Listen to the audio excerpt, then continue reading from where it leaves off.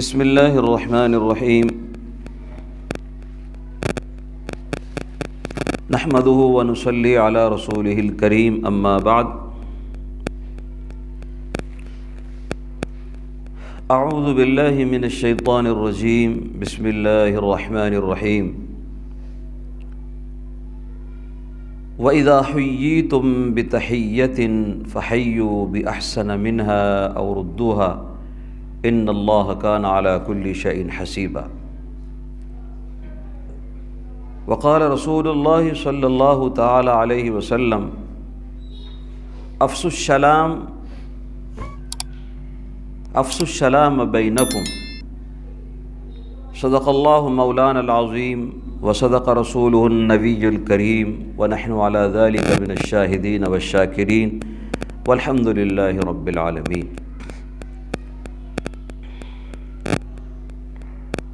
بزرگوں اور دوستو،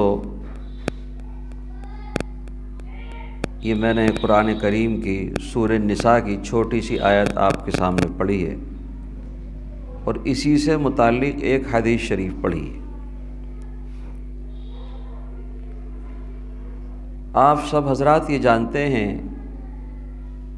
کہ مسلمان کا، مومن کا اصل گھر جنت ہے، دنیا نہیں ہے۔ ایمان والے کا اصل گھر جنت ہے، دنیا نہیں ہے۔ اللہ تعالیٰ نے ایک تھوڑی سی مدت کے لیے ہمیں دنیا میں بھیجا ہے،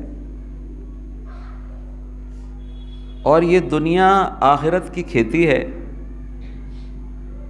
یہاں جو بوئے گا وہ کاٹے گا، جیسے عمل کرے گا اس کے مطابق اس کو اپنے گھر میں جانا ہے۔ اگر خدا نخواستہ اعمال خراب ہوں گے تو ہمارا ٹھکانہ جہنم ہوگا، اور اگر ہمارے اعمال اچھے ہوں گے تو ہمارا ٹھکانہ، جو مومن کا اصل ٹھکانہ ہے، وہ جنت ہے، وہ جنت ملے گی، اور پھر جنت میں بڑے بڑے درجات ہیں۔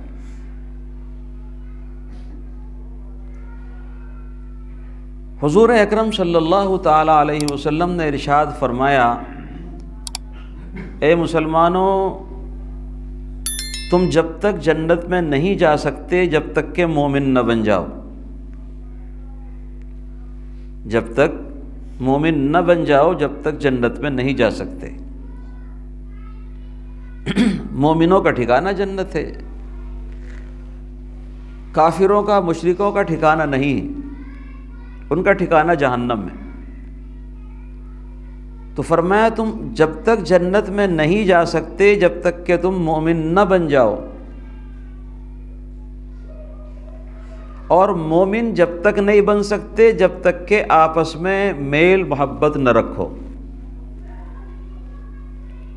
آپس میں میل محبت، ایک دوسرے کی خیر خواہی، ہمدردی، یہ نہ ہو جب تک مومن نہیں بن سکتے۔ پھر آپ نے ارشاد فرمایا کہ کیا میں تمہیں ایسی چیز بتاؤں جو تمہارے درمیان آپس میں محبت پیدا کر دے؟ صحابہ نے عرض کیا کہ یا رسول اللہ صلی اللہ علیہ وسلم، ضرور بتائیے۔ تو آپ نے ارشاد فرمایا، آپس میں محبت پیدا کرنے کی چیز سلام کرنا ہے، ایک دوسرے کو سلام کرنا ہے۔ جب آپ ایک دوسرے کو سلام کرو گے تو آپس میں محبت پیدا ہوگی، نفرتیں دور ہوں گی،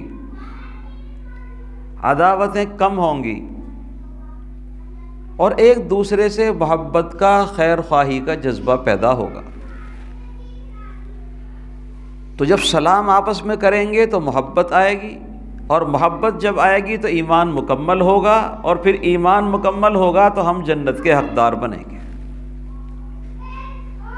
اور جب تک آپس میں محبت نہ ہو مومن نہیں بن سکتے، اور مومن نہ بنے تو جنت میں نہیں جا سکتے۔ بہت آسان نسخہ ہے، جنت میں جانے کا انتہائی آسان نسخہ بتایا آپ نے کہ آپس میں سلام کرو۔ افشوا السلام بینکم، اپنے درمیان سلام کو پھیلاؤ، رواج دو۔ سلام کرنے سے ایک دوسرے کے دلوں میں محبت پیدا ہوتی ہے، اور سلام کرنے کے بعد مصافحہ بھی کرو، مصافحہ کرنے کا بھی بہت ثواب ہے۔ حدیث میں آتا ہے کہ جو لوگ سلام کر کے صرف مصافحہ کرتے ہیں تو سلام کرنے کے بعد جب مصافحہ کر کے ہاتھ چھڑاتے ہیں تو ہاتھ چھڑانے سے پہلے اللہ دونوں کے گناہوں کو معاف کر دیتے ہیں، دونوں مصافحہ کرنے والوں کے گناہوں کو معاف فرما دیتے ہیں۔ اور ایک حدیث میں آتا ہے کہ مصافحہ کرنے سے گناہ اس طرح جھڑتے ہیں جس طرح خزاں کے زمانے میں درختوں سے پتے جھڑتے ہیں۔ پتے جب سوکھ جاتے ہیں نا درخت کے، تو جب ہوائیں چلتی ہیں تو سوکھے پتے گر جاتے ہیں اور نئے پتے دوبارہ پیدا ہوتے ہیں۔ تو جس طرح درختوں سے ہواؤں کی وجہ سے پتے گرتے ہیں، اس طرح مصافحہ کرنے والوں کے دونوں کے گناہ گرتے ہیں اور اللہ دونوں کو معاف فرما دیتے ہیں۔ اگر کسی کو یاد ہو جائے تو مصافحے کی دعا بھی ہے، یغفر اللہ لنا ولکم، اکیلا ہے تو یغفر اللہ لی ولک، آپ یہ یاد کر لیں، آسان ہے، یغفر اللہ لنا ولکم۔ اس کا ترجمہ ہے اللہ تعالیٰ ہماری بھی مغفرت فرمائے اور تمہاری بھی مغفرت فرمائے۔ تو سلام کرنے کے بعد یہ مصافحہ بھی کرنا چاہیے، لیکن مصافحہ سب سے ضروری نہیں ہے۔ آپ کہیں آ رہے ہیں، ملاقات کر رہے ہیں تو ٹھیک ہے، سلام کے بعد مصافحہ بھی کریں، لیکن آپ گزر رہے ہیں تو پھر مصافحہ ضروری نہیں، لیکن سلام کرنا ضروری ہے۔ کچھ لوگ باہر بیٹھے ہوئے ہیں، آپ گزر رہے ہیں، تو گزرنے والے پر ضروری ہے کہ وہ سلام کرے، چاہے وہ گزرنے والا چھوٹا ہو یا بڑا ہو۔ بہت سے لوگ سمجھتے ہیں کہ میاں یہ چھوٹے ہیں، یہ تو سلام کرتے نہیں، ہم بڑے ہو کر کیوں کریں؟ حضور اکرم صلی اللہ علیہ وسلم سے بڑا دنیا میں کون ہے؟ لیکن آپ صلی اللہ علیہ وسلم کی مبارک عادت تھی کہ جب آپ راستے میں گزرتے تو بچوں کو بھی سلام کرتے تھے، بچوں کو بھی سلام کرتے تھے، بڑوں کو بھی کرتے تھے۔ اسی طرح جب آپ اپنے گھر میں تشریف لے جاتے تو گھر میں بھی سلام کرتے تھے، مسجد میں تشریف لاتے تو وہاں بھی سلام کرتے تھے۔ لہذا مسلمانوں کو بھی مسجد میں آئیں تو بھی سلام کریں، گھر میں جائیں تو بھی سلام کریں، دوستوں سے ملاقات ہو تو بھی سلام کریں، عورتیں عورتوں سے ملاقات کریں تو سلام کریں، باہر سے گھر میں آنا ہے تو بھی سلام کریں، اور گھر سے باہر جانا ہے سلام کر کے جائیں۔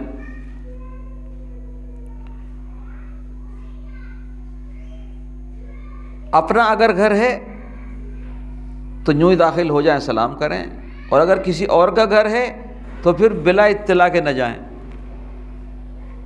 بلکہ پہلے اطلاع دیں۔ قرآن کریم کی سورہ نور کی آیت ہے، یا ایھا الذین آمنوا لا تدخلوا بیوتا غیر بیوتکم حتی تستأنسوا وتسلموا علی اہلہا۔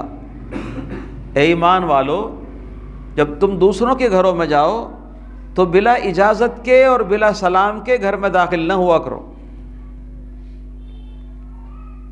سلام کریں، یہ اجازت لیں، اجازت بھی لو اور سلام بھی کرو۔ اگر کسی کے گھر آپ گئے اور گھر بہت بڑا ہے اور وہاں تک آپ کی آواز نہیں پہنچ رہی ہے، مثلا گھنٹی بجا کے بلانا ہے تو پہلے گھنٹی بجاؤ، جب گھنٹی کی آواز پر گھر میں سے کوئی آئے تو سلام کرو، اندر جانے کی اجازت چاہو، اجازت دے دے تو پھر اندر جا کے سلام کرو۔ یہ ہے، اجازت لو، اجازت دینے کے بعد اندر جاؤ، سلام کرو۔ اور اگر اجازت لینے گئے آپ، اس نے کہہ دیا کہ صاحب اب ملاقات کا وقت نہیں ہے تو واپس لوٹ آؤ، یہ نہیں کہ آج مل کے ہی جاؤں گا، یہ بھی ادب ہے۔ ہو سکتا ہے گھر والا کسی خاص کام میں مشغول ہو، آپ 3 دفعہ دروازہ کھٹکھٹاؤ، 3 دفعہ گھنٹی بجائی، جواب نہیں آیا تو آپ لوٹ جائیے۔ اس لیے کہ ہو سکتا ہے وہ آپ سے ملنا نہ چاہتا ہو، یا کسی پریشانی میں مبتلا ہو، یا بیت الخلاء میں بیٹھا ہو۔ بہت سے لوگوں کو بیت الخلاء میں کافی دیر لگتی ہے، اب گھر میں کوئی ہے نہیں، وہ بیچارہ بیت الخلاء میں اندر ہے، باہر سے گھنٹی بول رہی ہے، تو 2-3 مرتبہ گھنٹی بجا کر خاموش ہو جاؤ۔ اب اگر آپ کی گھنٹی سن کر وہ بیت الخلاء سے جلدی نکلنے کی کوشش کرے تو اس کے کام میں خلل ہوتا ہے، اسے پریشانی۔ اور اگر بار بار بجائیں گے وہ نہیں نکلتا ہے تو پھر اس کے ذہن میں تشویش۔ تو 2-3 دفعہ گھنٹی بجانے کے بعد آپ خاموش ہو جاؤ، اور اگر جواب نہ آئے تو واپس لوٹ آؤ، لیکن اگر جواب آئے تو سلام کر کے اندر داخل ہو جاؤ، سلام کرنا چاہیے۔ اسی طرح اب گھر سے ضرورت سے باہر نکل گئے آپ، مثلا پڑوس میں مسجد ہے، نماز پڑھنے چلے گئے، دکان پہ کچھ سودا لینے گئے، اب وہاں سے آنا ہے تو وہاں پھر سلام کرنا ہے گھر میں۔ بعض مرتبہ گھر والے کہتے ہیں اتنا سلام کرتے ہیں، اتنے سلام کرنے کی ضرورت کیا، ابھی تو گئے تھے۔ نہیں، یہ ادب ہے کہ دوبارہ پھر آ رہے ہیں، پھر ملاقات ہو رہی ہے تو پھر سلام کرنا چاہیے، اور یہ سنت ہے۔ اور دیکھو سلام کرنے پر بہت بڑا ثواب ملتا ہے۔ کتنا ثواب ملتا ہے؟ جو سلام کرتا ہے اس کو 10 نیکیاں ملتی ہیں کم سے کم۔ السلام علیکم 10 نیکیاں ملی، جواب دینے والے نے جواب دیا وعلیکم السلام، اسے 1 نیکی ملے گی۔ سلام کے الفاظ میں اضافہ کرو گے، بڑھاؤ گے تو ثواب بڑھتا رہے گا۔ آپ نے سلام کیا السلام علیکم ورحمۃ اللہ تو 20 نیکیاں ملی کرنے والے کو۔ جواب آیا وعلیکم السلام ورحمۃ اللہ، اس کو 2 نیکیاں ملیں گی۔ سلام کرنے والے نے 3 لفظ کہے السلام علیکم ورحمۃ اللہ وبرکاتہ تو اسے 30 نیکیاں ملی، اور جس نے جواب دیا اسی طرح پورا، اس کو 3 نیکیاں ملیں گی۔ تو کم سے کم سلام السلام علیکم، جو سے عام طور پہ ہم لوگ کرتے ہیں، اور اللہ توفیق دے السلام علیکم ورحمۃ اللہ، اور اللہ نے توفیق دی السلام علیکم ورحمۃ اللہ وبرکاتہ۔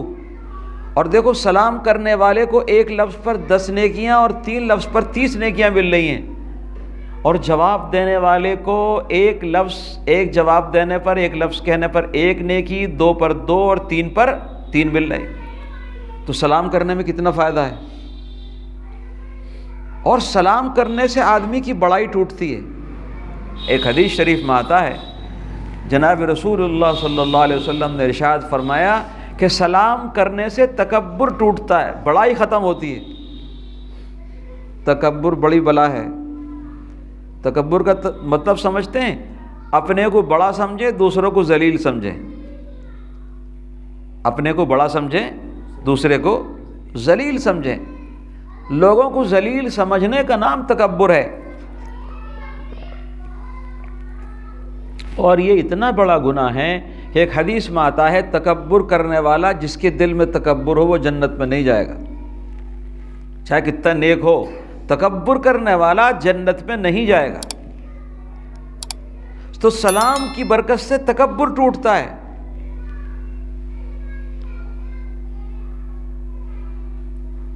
اور بھی بہت سارے فائدے ہیں، یہ فائدہ کوئی کم نہیں ہے کہ انسان کی بڑائی دل سے ختم ہو جاتی ہے۔ تو آدمی سلام کرے اور سلام میں ابتدا کرنے کی کوشش کرے۔ اسی طرح آپ کہیں سے گزر رہے ہیں، اگر آپ سواری پر ہیں، موٹر سائیکل یا پیدل یا سائیکل پر، تو جو لوگ بیٹھے ہیں، جو سواری پر جانے والا ہے وہ سلام کرے گا، بیٹھنے والے جواب دیں گے۔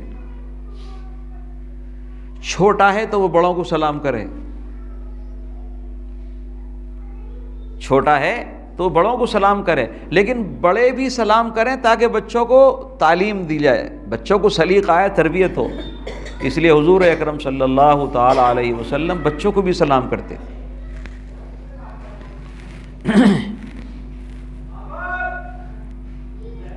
دیکھیے سلام کرنا سب سے پہلے اللہ تعالیٰ کی عادت ہے، اور اللہ تعالیٰ نے سلام فرمایا ہے، اور سلام کریں گے جنت والوں کو۔ ایک حدیث شریف میں آتا ہے نبی کریم صلی اللہ علیہ وسلم کا ارشاد ہے کہ جنت والے اپنی نعمتوں میں مگن ہوں گے، خوش ہوں گے، کھانے میں، پینے میں، ملاقات میں مصروف رہیں گے۔ جنت میں تو سارے کام اچھے ہی اچھے ہیں، کوئی غم کا، فکر کا، کوئی پریشانی کا کام ہی نہیں ہے۔ کھانا ہے، پینا ہے، دوستوں سے ملاقات ہے، اور ملاقات بھی ایسی ہے، آج یہ دوست فلاں دوست کے پاس جا رہا ہے، کل کو وہ آ رہا ہے۔ اور کچھ لوگ ایسے ہوں گے جن کے درجے بڑے ہوں گے اور کچھ کے درجے چھوٹے ہوں گے، تو کبھی چھوٹے درجے والے بڑے درجے والوں کے پاس جائیں گے، اور کبھی بڑے درجے والے چھوٹے درجے والوں کے پاس ملاقات کرنے آئیں گے، اور کبھی ایسا ہوگا جنت کے مکانات ایسے ہوں گے کہ آپ چاہیں گے چھوٹے مکان میں ہیں، چھوٹی جنت میں ہیں، تو وہاں بیٹھے بیٹھے بڑے دوستوں کی وہیں سے زیارت اور ملاقات کر لیں گے، بڑے مکان والے، بڑی جنت والے وہیں سے اپنے چھوٹے والوں کی زیارت کر لیں گے۔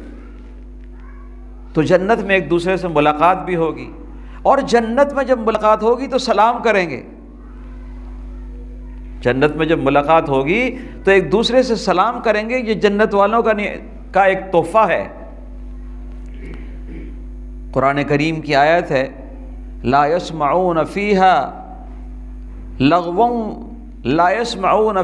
لغوا ولا تأثیما الا قیلا سلاما سلاما۔ وہاں کوئی بیہودہ بات اور گناہ کی بات نہیں سنیں گے، وہاں صرف سلام ہی سلام ہوگا۔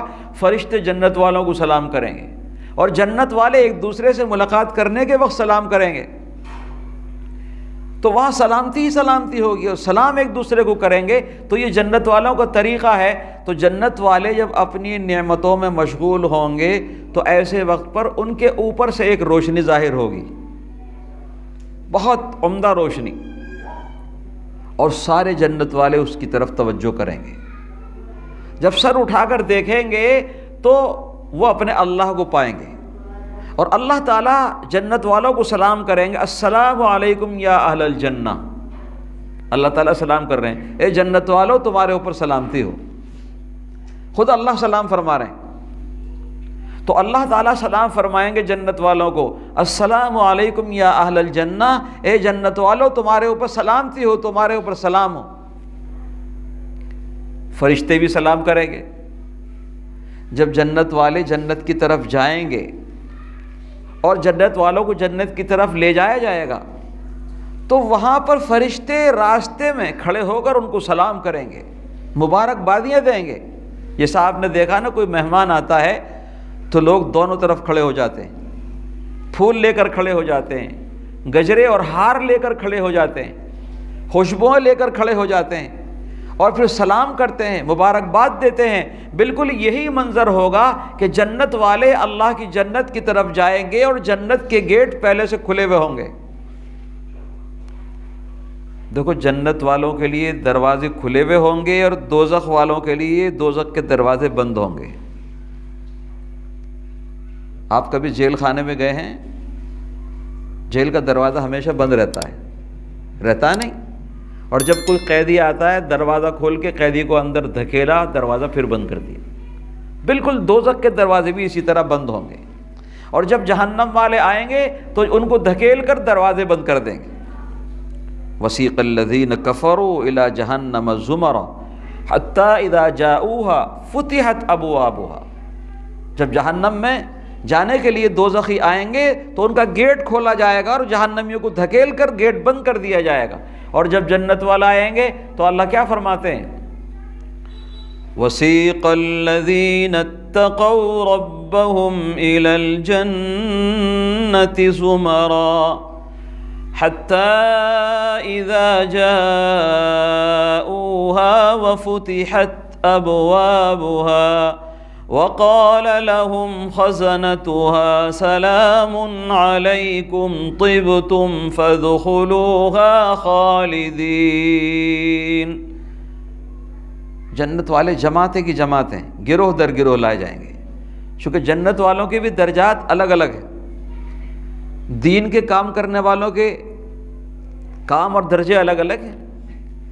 یہ علماء کی جماعت، یہ طالب علموں کی جماعت، یہ دعوت کا کام کرنے والوں کی جماعت، یہ قرآن شریف پڑھانے والوں کی جماعت، یہ اعلیٰ درجے کے تقیین جماعت، یہ روزوں کا بہت اہتمام کرنے والوں کی جماعت، یہ نماز کی انتہائی پابندی کرنے والوں کی جماعت، تو یہ ساری جماعتیں مل کر جائیں گی، اور جب جنت میں جائیں گی تو جنت کے گیٹ پہلے سے ان کے اعزاز اور اکرام میں کھلے ہوئے ہوں گے۔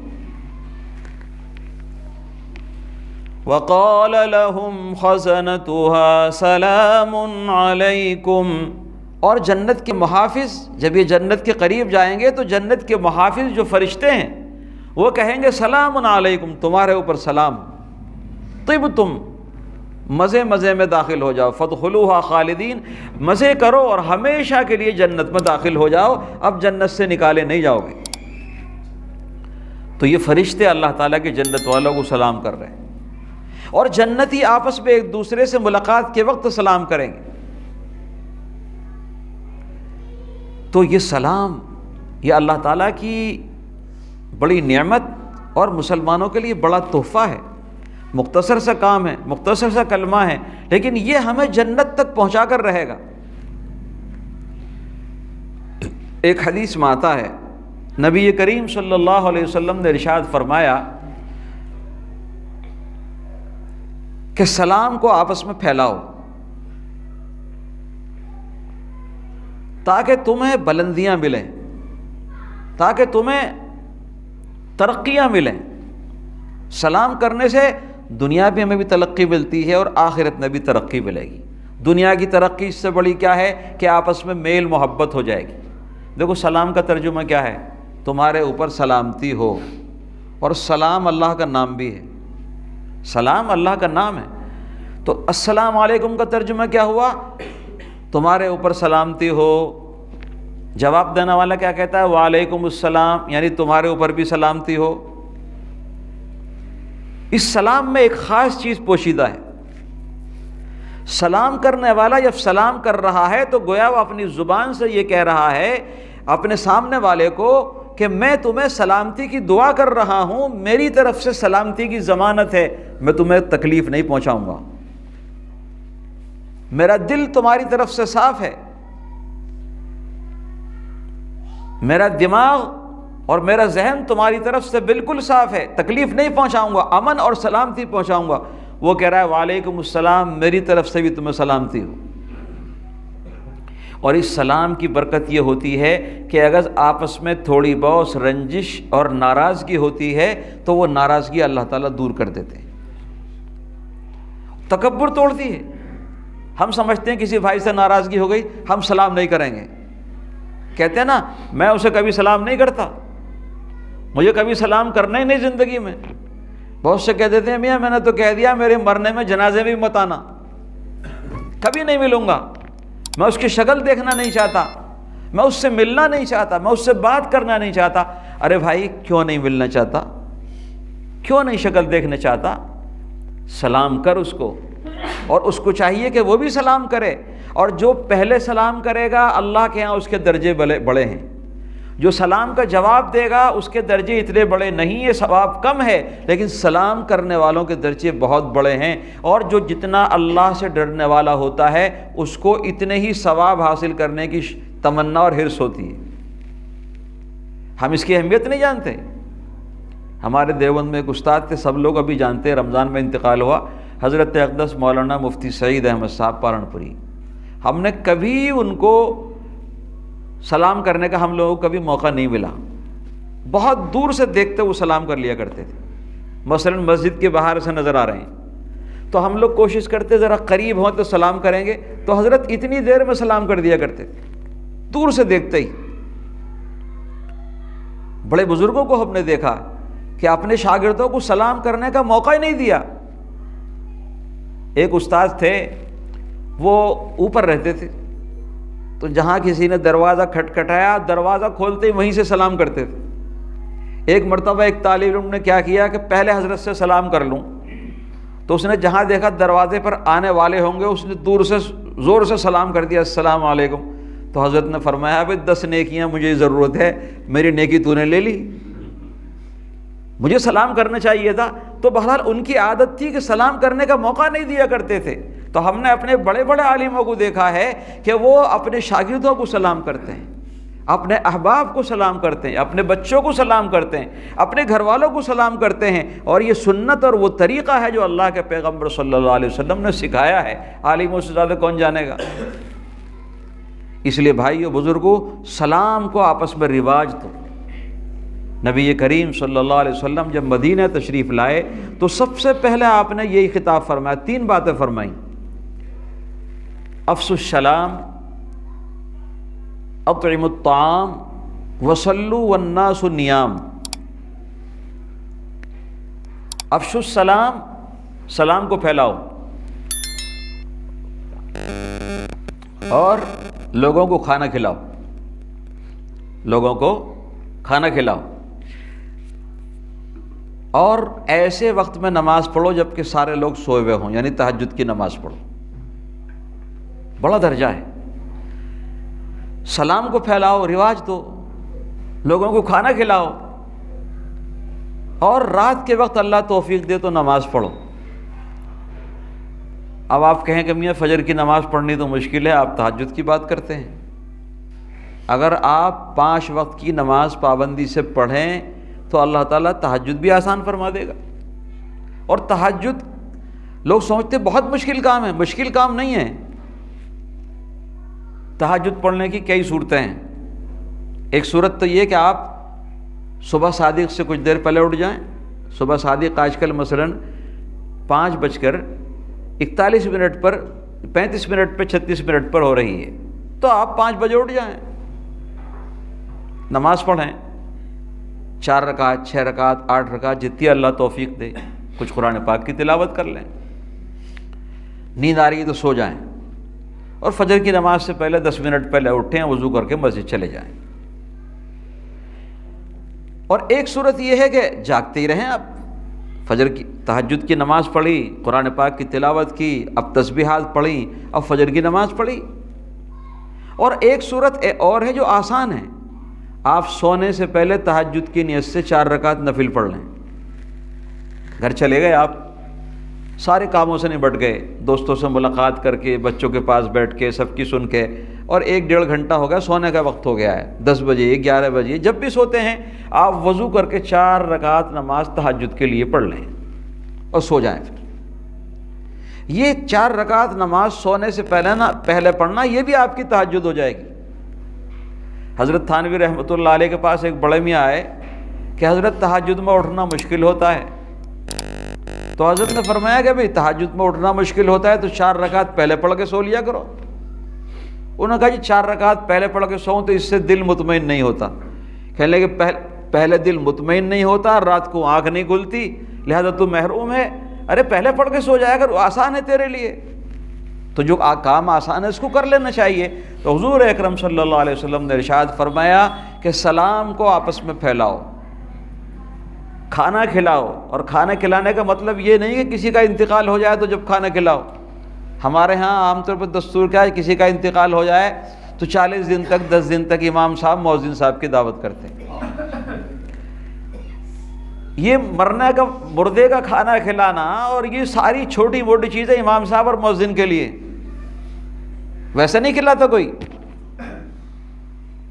کہیں 40 دن کھلاتے ہیں، کہیں 20 دن کھلاتے ہیں، کہیں 10 دن کھلاتے ہیں، اور جتنے جہالت کے علاقے ان میں بہت رواج ہے۔ ہاں شادی کرنے کے موقع پر دعوت میں امام صاحب کی دعوت کرنا بھول جاتے ہیں، اور اگر امام صاحب کی کر لی تو ان کے گھر والوں کی بھول جاتے ہیں۔ لیکن ہاں موت کے وقت امام صاحب یاد آتے ہیں، مؤذن صاحب بھی یاد آتے ہیں، اور سمجھتے ہیں کہ یہ مردوں کو کھانا کھانے کے لیے جیتے ہیں۔ بہت گھٹیا بات ہے۔ امام محلے کا سب سے افضل شخص ہوتا ہے۔ دیکھو ایک بات یاد رکھو مقتدیو، اگر تم عشاء کی نماز پابندی سے پڑھ کے ساری رات تہجد پڑھو، اور صبح بھی فجر کی نماز جماعت سے پڑھو، اور امام صاحب عشاء کی نماز پڑھ کے 2 رکعت سنت 3 وتر نفل بھی نہ پڑھیں، 2 رکعت سنت اور 3 وتر پڑھ کے سو جائیں، اور صبح کو آ کے جماعت سے نماز پڑھا دیں، تو امام صاحب کا ساری رات سونا تمہاری ساری رات عبادت کرنے سے افضل ہے۔ ہزاروں نماز پڑھانے کا ثواب امام کو ملتا ہے۔ تم سوچتے ہو کہ مہینے میں 7-8 ہزار روپے ادا کرنے کے بعد امام کا حق ادا کر دیا؟ نہیں، بہت چھوٹی بات ہے۔ یہ 5 وقت کی نمازوں کا ذمہ دار ہے۔ نماز سب سے اہم عبادت ہے، اور وہ آپ کی نماز درست کرا رہا ہے، اور نماز کے لیے وہ 24 گھنٹے فکر مند ہے۔ امام صاحب بازار میں چلے جائیں، نماز کا وقت ہو جائے، وہیں سے ان کو فکر ہوگی، چھوڑ کے بھاگیں گے، کسی کو فون کریں گے۔ نماز کی فکر، 1 منٹ ادھر سے ادھر ہو گیا تو بعض مقتدی پیچھے پڑ جاتے، امام صاحب نماز کا وقت ہو گیا۔ بھئی امام صاحب کو تو خود فکر ہے، بیچارے جی رہے ہیں، اس لیے تمہیں ٹوکنے کی ضرورت کیا ہے؟ مگر 2 منٹ نمازی کو مسجد میں برداشت نہیں ہے۔ گھڑی دیکھے گا، اپنی گھڑی دیکھے گا، ادھر دیکھے گا، پڑوسیوں کو دیکھے گا، اور نہیں تو کہہ دے گا امام صاحب وقت ہو گیا، دیکھتا نہیں کیا؟ ہم پڑھنے کے زمانے میں محلہ شاہ معروف مسجد میں امامت کرتے تھے، اور طالب علم کا مزاج ذرا ٹیڑھا سا ہی ہوتا ہے، تو وہاں بھی بڑی مسجد تھی، نمازی آتے تھے۔ ایک دن ایک صاحب نے کہا جی وقت ہو گیا، میں بیٹھا رہا، تھوڑی دیر کے بعد کہنے لگے وقت ہو گیا، میں نے سنا نہیں، بیٹھا رہا، سنا میں نے لیکن چپ رہا۔ کہنے لگے وقت ہو گیا، میں نے کہا میں نماز نہیں پڑھاتا اس وقت، تم پڑھا لو، مجھے پتہ نہیں یہ وقت ہو گیا، میرے پاس گھڑی ہے، مسجد کی گھڑی ہے، میں دیکھ رہا ہوں، اگلی صف میں 2 آدمی بیچارے سنت پڑھ رہے ہیں، میں نے سوچا یہ سلام پھیر لیں، جب نماز شروع ہو جائے کیا مصیبت آ گئی؟ اول تو سنت پڑھنے والوں کو گھڑی دیکھ کے نیت باندھنی چاہیے۔ بہت سے لوگوں کی عادت ہوتی ہے 2 رکعت 2 منٹ نماز میں اگلی صف میں وہی سنت کی نیت باندھیں گے، ایک طرف باندھ۔ لیکن اگر 2 منٹ نماز میں تاخیر ہو گئی تو کون سا قیامت آ گئی؟ وجہ کیا ہے؟ ہم مسلمان ہیں مگر ہمارا دل مسجد میں لگا ہوا نہیں ہے۔ حدیث میں آتا ہے مومن کا دل مسجد میں ایسا ہوتا ہے، اتنا مطمئن ہوتا ہے جیسے کہ مچھلی پانی میں مطمئن ہوتی ہے، اور منافق مسجد میں آنے کے بعد ایسا تڑپتا ہے بھاگنے کے لیے جیسے پرندہ پنجرے میں بند ہو کر تڑپتا ہے۔ ہم مسلمان ہیں، اگر ہمارے 5 منٹ مسجد میں زیادہ گزر جائیں تو کون سا قیامت ٹوٹ جائے گی؟ تو میں عرض کر رہا تھا کہ امام کا بڑا درجہ ہے، اسی طرح مؤذن کا بڑا درجہ ہے۔ حدیث میں آتا ہے جو 7 سال تک اذان دے وہ جنت میں جائے گا، 7 سال تک کسی مسجد میں اذان دے دے وہ جنت میں جائے گا، اور قیامت میں سب سے لمبی گردن مؤذن کی ہوگی۔ لمبی گردن کا مطلب کیا ہے؟ سارے لوگ دیکھ لیں گے۔ یہاں تو زیادہ لمبا آدمی ہوتا ہے تو اس کی توہین کرتے ہیں، لیکن جنت میں سب سے لمبا آدمی نمایاں ہونے کے لیے دور سے پہچان لیں گے، فلاں مسجد کے مؤذن صاحب، یہ اللہ کے نیک بندے، یہ اللہ کی طرف بلا رہا ہے، یہ اللہ کی نماز پڑھا رہا ہے، اور ہم اس کو جنازوں کو کھانا کھلا رہے ہیں۔ دعوت کرو خوشحالی میں، ویسے ہی بلا لو کبھی، اور دعوت کرنے کے لیے 5-10 کھانے کھلانا ضروری تھوڑے ہی ہیں۔ آج اچھی سی بریانی پکی ہے، بھئی آج مؤذن صاحب امام صاحب کو بلا لو، اچھا ایسا نہیں ہے، ان کے گھر ایک ٹفن میں کر کے بھیج دو، اور انہی کو نہیں، کوئی دوست دیندار ہے اس کو بھی بلا لو، صرف امام مؤذن کو نہیں بلکہ آپس میں کھانا کھلانے کا رواج، اس سے محبتیں بڑھتی ہیں۔ تکلفات جب کریں گے تو پریشانی ہوگی۔ آپ نے 1 مہینے میں دعوت کی اور 10 قسم کے کھانے بنائے، 1 مہینے انتظار کرنا پڑا۔ نہیں، آپ 1 ہفتے میں کھلا دیجئے اور آلو گوشت کا شوربہ بنا لیجئے، کون کہتا ہے آپ سے قورمہ بنائیے؟ اور جتنے قیمتی کھانے ہوتے ہیں وہ انتہائی نقصان دہ ہوتے ہیں، سادہ کھائیے، سادہ کھلائیے۔ ہم نے اپنے اساتذہ کو دیوبند میں دیکھا ہے، مہمانوں کی دعوت کرتے ہیں اور کیا کھانا؟ عام طور پر گوشت میں شوربہ بڑھا دیا، آلو ڈال دیے، دال چاول بنا لیے، معمولی روٹی بنا لی، آنے والا بھی خوش اور مہمان نوازی بھی ہو گئی، اور وہ دعائیں دے کر جاتا ہے۔ اور ہم نے دیکھا ہے کہ دینداروں کے دسترخوان پر معمولی روٹی سالن کھانے والے بڑے بڑے عمراء اور بڑے بڑے مالدار لوگ، وہ یہ کہتے ہیں کہ وہ لذت جو ان کی سادہ کھانے میں ہے وہ ہمارے قورموں میں نہیں ہے۔ یہ حلال کمائی کی برکت ہوتی ہے، حلال کمائی کی برکت علیحدہ ہے۔ اگر سادہ بھی کھانا ہے تو لذیذ ہوگا، برکت والا ہوگا، اس سے نورانیت آئے گی۔ تو دین کے سب کام کرنے والوں کے کھانے ایسے ہی ہوتے ہیں ماشاءاللہ۔ تو کھانا کھلاؤ آپس میں، اور اللہ توفیق دے تو رات کو نماز پڑھو اور سلام کا رواج دو۔ بہرحال میری تقریر کا موضوع آج سلام کرنا اور سلام کی اہمیت تھی۔ ہمیں اپنے معاشرے میں سلام کرنا چاہیے اور سلام میں پہل کرنی چاہیے۔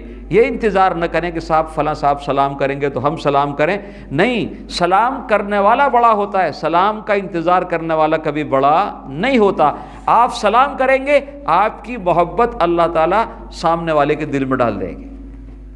آپ گھر میں بھی سلام کریں، دوستوں کو بھی سلام کریں، بھائیوں کو سلام کریں، بچوں کو سلام کریں، بوڑھوں کا احترام کریں، سلام بھی کریں، تو اللہ تعالیٰ آپ کے دل میں محبت ڈالیں گے اور آپس میں محبت ہوگی، اور یہ آپس میں محبت کرنا یہ آپ کے ایمان کو مضبوط کرے گا، اور ایمان مضبوط ہوگا تو آپ جنت میں جائیں گے۔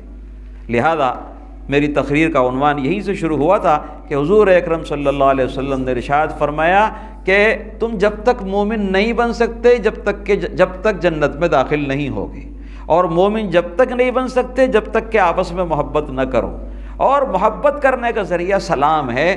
سلام کرو، محبتیں ہوں گی، ایمان کامل ہوگا، اور پھر ہمارا جو اصلی ٹھکانہ ہے، گھر ہے جنت، اللہ تعالیٰ ہمیں جنت میں پہنچا دیں گے، اور وہاں اللہ نے جنت میں بڑی بڑی نعمتیں رکھی ہیں، اور ایسی نعمتیں رکھی ہیں کہ دنیا میں آپ سوچنا چاہو گے تو سوچ نہیں سکتے۔ حدیث میں آتا ایسی نعمتیں کسی آنکھ نے دیکھی نہیں، کسی دل پر ان کا گزر نہیں ہوا، خیال نہیں آیا کیسی کیسی نعمتیں ہیں، کوئی سوچنا چاہے تو سوچ نہیں سکتا، اور بظاہر وہ نعمتیں دنیا جیسی نعمتیں ہوں گی۔ آپ جنت میں جائیں گے، معلوم ہوا سیب آیا ناشتے میں، آپ نے دیکھا یہ تو دنیا میں کھا کر آئے تھے، لیکن جب کھائیں گے تو جنت کے سیب کا ذائقہ علیحدہ ہوگا، دنیا کے سیب کو بھول جائیں گے۔ جنت میں آم آئے گا، آپ کھائیں گے، ارے دنیا میں کھا کر آئے تھے، لیکن جنت کا آم کھائیں گے تو دنیا کے آم کو بھول جائیں گے۔ وہاں کی نعمتوں کی جو لذتیں ہیں اور جو اس کے اندر ذائقے ہیں اور جو اللہ تعالیٰ نے برکتیں رکھی ہیں وہ دنیا میں نہیں ہیں۔ دنیا میں یہ دیکھنے کی سب چیزیں ہیں، اور آخرت میں ان کی حقیقت چیزیں ہوں گی، اور وہاں کی لذتیں کیا ہے ٹھکانہ۔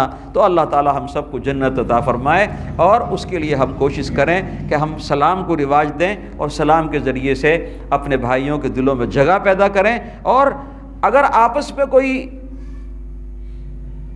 ناراضگی ہے، کشیدگی ہے، تو اس سلام کے ذریعے سے دور کرنے کی کوشش کریں۔ سلام کریں گے خود بخود کشیدگیاں دور ہو جائیں گی۔ اللہ تعالی ہم سب کو ان باتوں پر عمل کرنے کی توفیق عطا فرمائے۔ وآخر دعوانا الحمدللہ رب العالمین۔ اللہم صلی علی سیدنا مولانا محمد وعلی آل سیدنا مولانا محمد بارک وسلم۔ ربنا ظلمنا انفسنا وإن لم تغفر لنا وترحمنا لنكونن من الخاسرین۔ ربنا هب لنا من ازواجنا وذرياتنا قرة اعين واجعلنا للمتقين اماما۔ ربنا اغفر لنا ولاخواننا الذين سبقونا بالايمان ولا تجعل في قلوبنا غلا للذين آمنوا ربنا انك رؤوف رحيم۔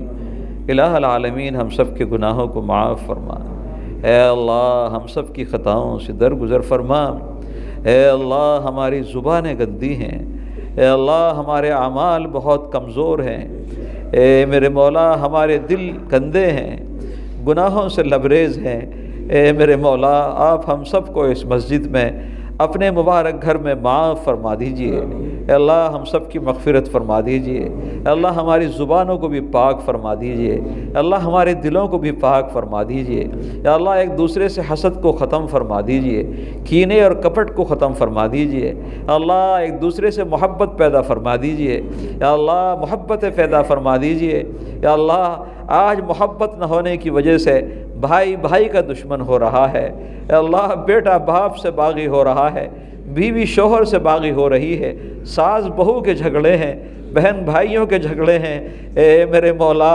ہمارے درمیان محبت پیدا فرما دیجئے، اے میرے مولا محبت پیدا فرما دیجئے، ایک دوسرے کے احترام کی توفیق عطا فرمائیے، قدر کرنے کی توفیق عطا فرمائیے، اے اللہ دوسروں کی توہین کرنے سے ہماری حفاظت فرمائیے، غیبت سے ہمیں بچا لیجئے، برائیوں سے ہمیں بچا لیجئے، بدکاریوں سے ہماری حفاظت فرمائیے۔